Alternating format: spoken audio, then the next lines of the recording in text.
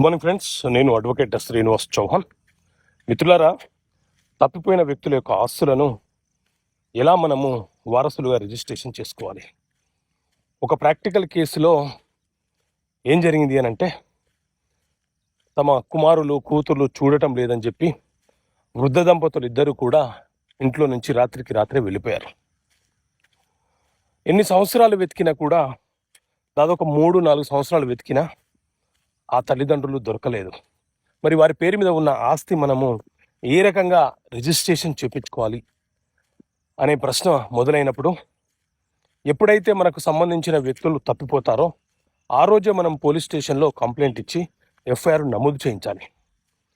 వెళ్ళిపోయిన ఆ వ్యక్తులు 7 సంవత్సరాల వరకు తిరిగి రాకపోతే చట్ట ప్రకారంగా దానిని సివిల్ డెత్గా పరిగణిస్తారు. కాబట్టి ఎఫ్ఐఆర్ను ఆధారంగా చేసుకుని న్యాయస్థానంలో డిక్లరేషన్ ఆఫ్ సివిల్ డెత్ కింద కేసు ఫైల్ చేసుకొని పలానా వ్యక్తి చనిపోయాడని నిర్ధారణ చేయమని చెప్పి న్యాయస్థానానికి అప్పీల్ చేసుకుంటే న్యాయస్థానము సివిల్ డెత్ జారీ చేస్తుంది.